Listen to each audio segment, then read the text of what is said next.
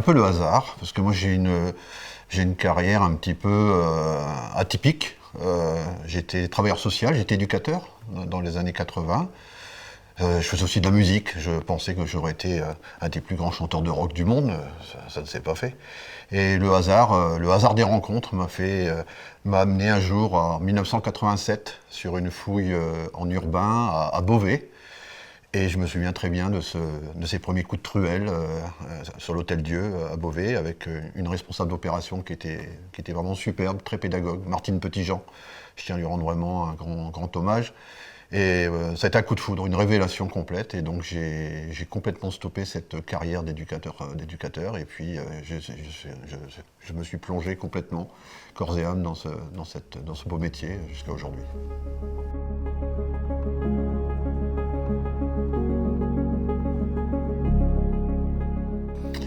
Alors, le CCE de Rimont-sur-Ancre, c'est plusieurs choses.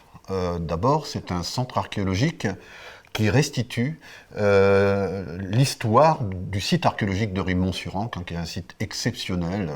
Il faut s'imaginer qu'au IIIe siècle avant notre ère, il y a eu une grande bataille qui a vu s'affronter deux tribus, une belge et une de Normandie, peut-être de Bretagne également. Et au lendemain de la bataille, les vainqueurs vont ériger un trophée militaire en ayant eu soin de prélever le crâne de tous les vaincus au passage, et ils ont donc érigé des ossuaires construits à partir d'os humains et de chevaux. C'est quelque chose d'assez exceptionnel. Donc on restitue d'abord cette histoire-là, 40 ans de fouilles qui ont eu lieu à Rimont-sur-Ancre, et puis une deuxième mission, effectivement, c'est celle de la conservation, de centre de conservation et d'études, c'est-à-dire qu'on héberge dans notre équipement toutes les collections archéologiques du département de la Somme, en dehors d'Amiens Métropole qui a son propre dispositif. Donc on héberge, on a des salles dédiées avec des climatisations et l'idée c'est de pouvoir bien conserver le matériel dans de très bonnes conditions, donc avec des bases de données, tout est inventorié, mais c'est aussi de pouvoir permettre aux chercheurs de pouvoir revenir faire des compléments d'études par exemple, ou à d'autres chercheurs, vu que l'archéologie est tout le temps en mouvement, il y a notamment des chercheurs de Lyon il y a quelques mois qui ont souhaité venir faire des analyses isotopiques de strontium sur un certain nombre d'ossements, donc de pouvoir mettre à disposition des chercheurs les artefacts, les archives du sol, puisqu'on parle bien d'archives du sol pour CCCE, leur mettre à disposition pour éventuellement faire avancer la discipline.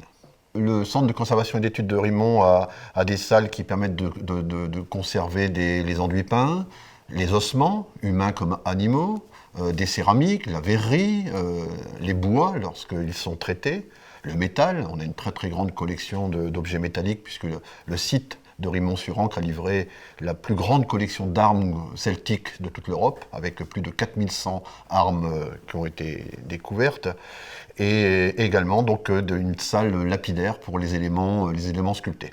Et la petite particularité du centre de Rimont, c'est aussi d'avoir un laboratoire de traitement du matériel métallique, de stabilisation et de conservation.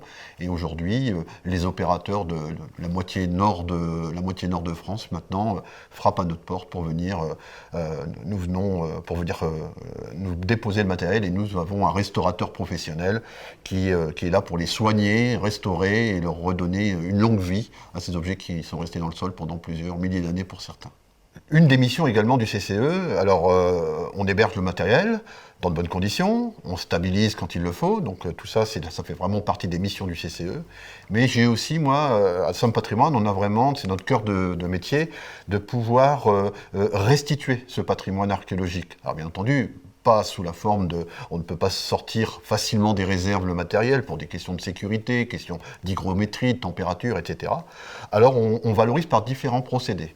On a par exemple mis en place un projet qui s'appelle les galeries numériques du patrimoine de la Somme. On prend des objets trouvés dans le département, on va les numériser en photogrammétrie et on va les projeter dans des boîtiers hologrammes. On a déjà maintenant une demi-douzaine de communes de la Somme qui sont équipées de ces boîtiers holographiques. Ensuite, on crée des facsimilés, c'est-à-dire qu'on part de l'objet archéologique, on fait une empreinte et on va reproduire à l'identique ces objets afin que les Samariens puissent s'approprier une partie de leur patrimoine. Bien sûr, ce sont des facsimilés, mais qui sont d'abord vendus à un prix très raisonnable, 30-40 euros pour la plupart des objets que l'on produit. Ils sont produits en interne dans notre centre et ils sont délivrés avec un petit certificat d'authenticité qui donne aussi toute le contexte de découverte et tout ce qu'on peut savoir sur cet objet. Le troisième projet qui me tient particulièrement à cœur, c'est un projet de valorisation de notre patrimoine à travers une collection de bandes dessinées. C'est-à-dire que j'ai créé un personnage qui s'appelle Agar. C'est un petit garçon qui est un rêveur et qui, lorsqu'il s'endort, voyage dans le temps. Et donc, ça permet, avec ce petit pitch-là, de pouvoir l'emmener à la découverte de sites archéologiques du département de la Somme. Alors, il fallait quelqu'un pour lui donner la parole. Donc, c'est le scénariste Mathieu Lavallée, qui est maintenant le scénariste de cette collection.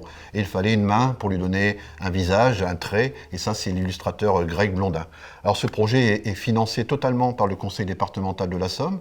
Ces bandes dessinées sont tirées à 11 000 exemplaires et elles sont offertes à tous les élèves de 6e entrant au collège. Donc le premier tome, c'était le mystère du coupeur de tête de Rimemont, pour rappeler l'histoire du site archéologique de Rimemont.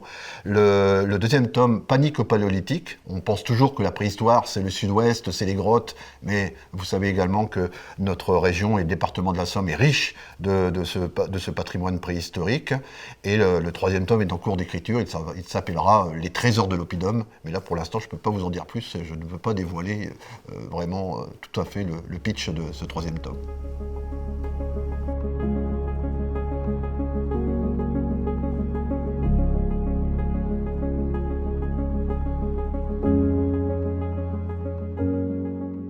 Alors c'était une grande aventure pour moi, hein. C'est la première fois que je dirigeais scientifiquement et techniquement. J'étais adjoint scientifique et technique de ce projet pendant presque 8 ans. J'ai eu aussi à gérer un effectif très important. Pour la première fois, j'ai eu jusqu'à 150 personnes sous ma responsabilité. Alors à ce moment-là, on a l'impression de plus vraiment faire de l'archéologie. On fait autre chose en tout cas. On fait aussi de l'accompagnement, on fait du tutorat. Ça, c'était aussi quelque chose de très important et très novateur sur le projet du canal Seine-Nord Europe. Un rôle de coordinateur entre le service régional de l'archéologie, entre l'aménageur voie navigable de France et bien sûr les autorités et toute l'équipe de l'INRAP et tous les spécialistes. Donc c'était vraiment important. Et puis ce grand projet, c'est-à-dire que c'est un tracé de plus de 100 km qui va traverser de part en part notre région, de Compiègne à Aubin-Charlotbach, aux portes de Cambrai. Et ce qui est incroyable dans un projet comme le canal Seine-Nord, ce sont les emprises. C'est-à-dire que là, on n'a pas une focale sur une structure archéologique, on a une focale sur un ensemble, sur des habitats dégagés dans leur plus grande surface, et on a parfois même plusieurs sites dans des emprises où on va pouvoir, ça va permettre d'avoir une vue presque territoriale de terroir. Donc ça, c'était vraiment quelque chose de très important.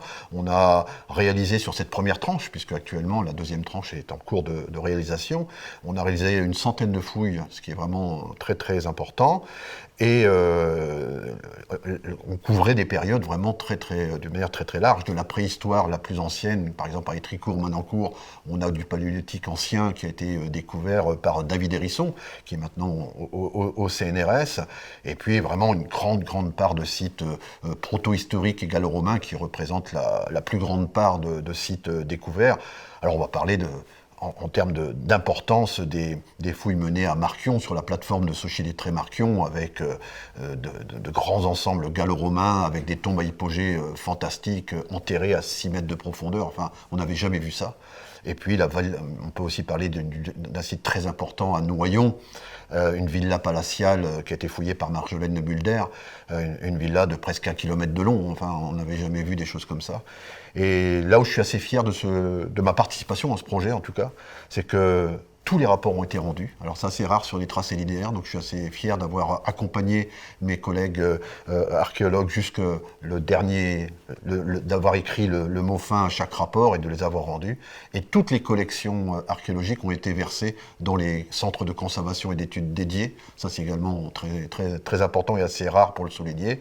Et puis je suis assez fier également, aux côtés de Marc Talon, qui était le directeur du projet, d'avoir accompagné à la rédaction de plus de 120 articles articles parus scientifiquement que les collègues ont pu rédiger grâce à des jours qu'on leur a alloués pour ceci. Donc une très belle expérience humaine pour moi, parfois un peu de pression. C'est vrai qu'aujourd'hui, j'aspire à plus de quiétude dans mon petit centre rural à Rimont-sur-Ancre.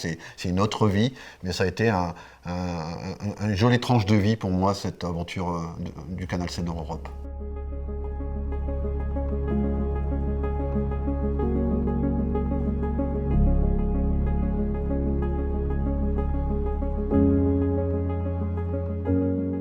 Oui, alors l'archéologie de la Grande Guerre. Est-ce que c'est vraiment de l'archéologie? Ça, c'est la question que beaucoup d'archéologues se posent et se posent encore maintenant. C'est très clivant comme sujet, il ne faut pas se voiler la face. Moi, je suis de ceux qui pensent que oui. On sait aujourd'hui, grâce à la ministre de la Culture de l'époque, qui était Aurélie Filippetti, en 2013, qui a inscrit au journal officiel le fait que les vestiges de la Première et Deuxième Guerre mondiale relevaient de l'archéologie et devaient faire l'objet de toutes les attentions, comme les vestiges, comme n'importe quel vestige antique. Ça, c'est pour le cadre. Il y a plusieurs thématiques qui sont assez intéressantes. Il faut savoir qu'il y a plus de 700 000 corps qui sont encore sur le champ de bataille actuellement, à la minute où on parle.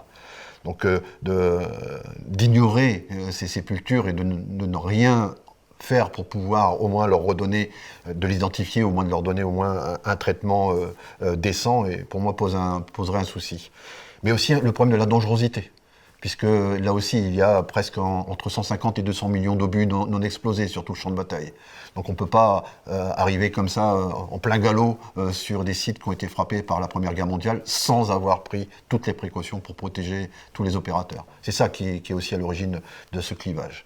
Après, il y a des thématiques qui sont assez intéressantes. J'ai travaillé depuis 2014 sur un projet autour des traces souterraines qui est parti de Naour. Alors, Naour, c'est mon village, plus beau village du monde, comme vous le savez, avec un souterrain refuge, ce qu'on appelle les muches chez nous. En Picard, se mucher, ça veut dire se cacher. Et en 2014, j'ai fait une demande de sondage archéologique programmé afin de pouvoir essayer de dater au mieux ces muches. Et donc j'ai réussi à trouver des arguments matériels permettant d'affirmer qu'ils ont été utilisés au milieu du XVIIe siècle, durant la guerre de 30 ans, entre 1618 et 1648. Bon, alors, à la limite, ma mission était finie ce jour-là, était terminée. Et puis la curiosité, toujours la curiosité, une lampe torche, et puis j'ai commencé à éclairer les parois. Et j'ai découvert avec grand étonnement ce qui est aujourd'hui la plus grande concentration d'inscriptions de la Première Guerre mondiale sur tout le front ouest, avec plus de 3500 inscriptions qui ont été inventoriées, dessinées, essentiellement australiennes. Ce qui m'a amené à faire le tour du monde et aller raconter tout ce que j'ai trouvé en Australie, à Melbourne, Brisbane, à Canberra en 2018. Aujourd'hui, je suis très fier également que mon travail, ces recherches ont donné lieu à un centre d'interprétation qui s'appelle Soldats Voyageurs, qui est visible aujourd'hui quand on vient visiter la cité souterraine. Et bien, en fin de visite, on peut découvrir tout ce parcours-là.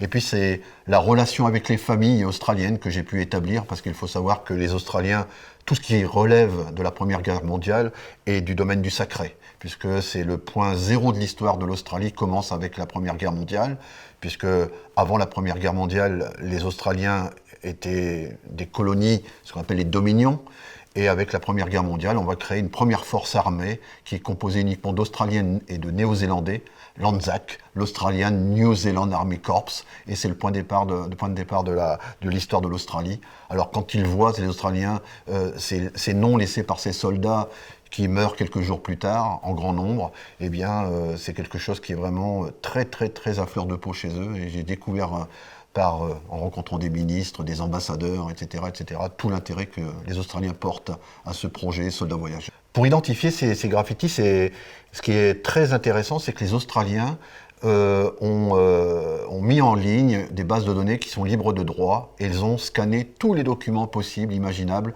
qui concernent les soldats, vivants ou morts, mais qui ont participé à toutes les guerres. Ce qui fait qu'un graffiti, généralement, les Australiens vont marquer leurs initiales de prénom, leur nom de famille, très souvent leur numéro de matricule. Alors à partir de ce moment-là, c'est très facile. On tape le numéro de matricule, on vérifie si ça correspond bien au nom inscrit.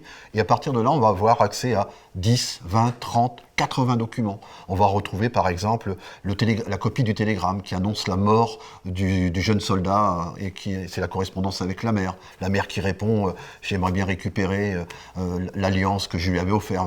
Donc c'est pas seulement le simple fait d'inventorier des graffitis et les mettre à la queue leu comme ça, c'est de passer derrière le miroir et grâce à une petite inscription, d'aller retrouver des familles, de retrouver des histoires d'hommes et parfois même d'aller à la rencontre des familles, puisqu'à ce jour, il y a une trentaine de familles qui ont fait le voyage depuis l'Australie pour venir se recueillir devant la trace laissée par leurs ancêtres. Alors c'est quelque chose qui est vraiment très impressionnant de ce point de vue-là.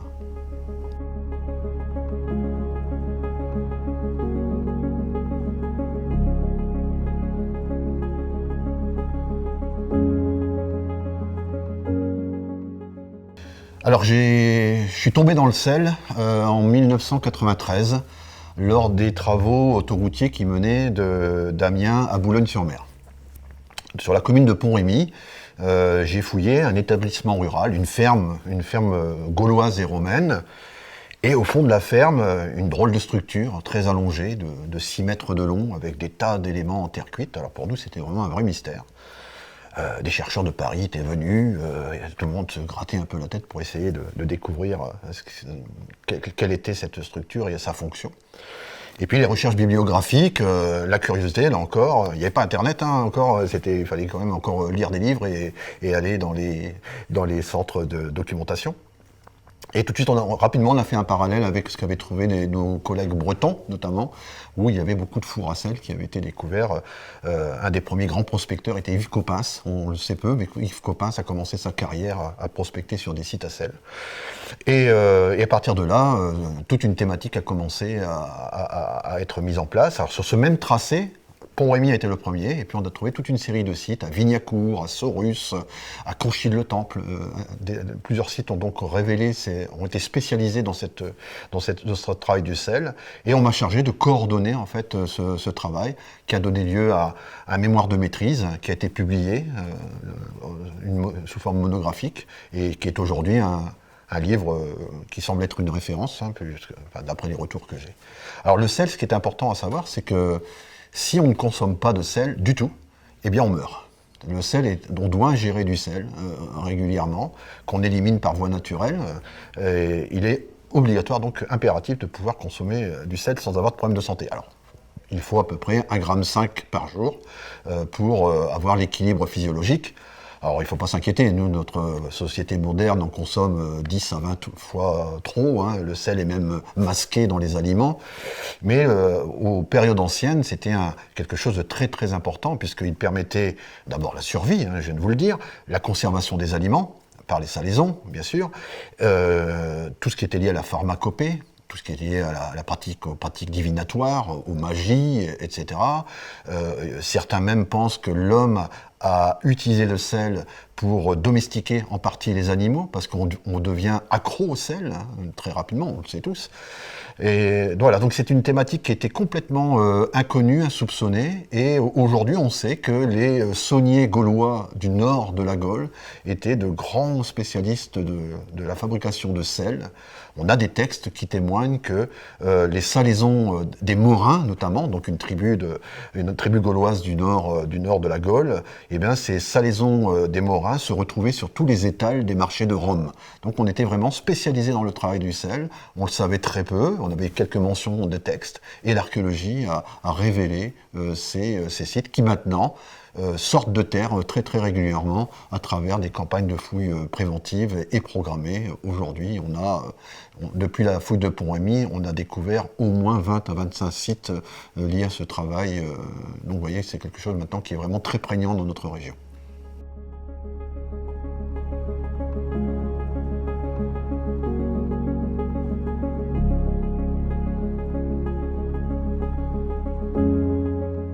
Vous savez, 35 ans de boutique, il y a plein de choses, il y a plein de souvenirs. Pour moi, il n'y a pas d'objet. Ça ne sera jamais un objet qui retiendra mon attention, parce que je trouve qu'en archéologie, on doit avoir une démarche scientifique, très, très technique aussi. Donc, un objet qui soit beau, pas beau, petit, c'est tout le message qu'il va avoir derrière qui est intéressant et tout ça, et plutôt c'est ce qu'il y a derrière et oui, le message un peu caché qu'on peut trouver.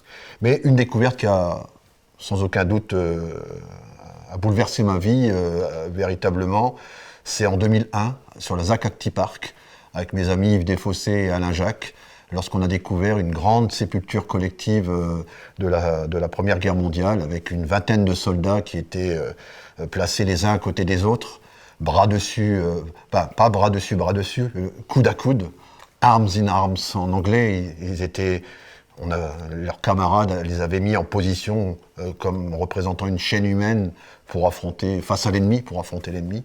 Et c'est surtout, au-delà de ça, ça nous a révélé, c'est devenu une évidence pour nous que la Première Guerre mondiale avait un vrai intérêt parce que aucun document ne permettrait de penser que des soldats pouvaient pratiquer ce genre de mise en scène. D'ailleurs, même les Anglais ont été très très choqués, nous pensaient même que les archéologues français avaient falsifié les données, que tous ces gestes qu'avaient ces soldats étaient liés au dernier râle. Alors, sur un oui, sur 20, ça commence à poser problème. Certains Anglais, journalistes anglais, pas des archéologues, nous ont même accusés d'avoir déplacé les ossements, vous voyez, à une époque. En tout cas, voilà, cette découverte nous permettait de savoir que l'archéologie de la Première Guerre mondiale était vraiment importante puisqu'elle était un vrai complément par rapport aux données historiques. Il y a ce qu'on a écrit, il y a ce qu'on connaît, puis il y a ce qu'on ne connaît pas, les pratiques qui étaient faites un petit peu sous le manteau, un petit peu en douce. Et ça, l'archéologie permet de documenter maintenant de manière indéniable ces aspects.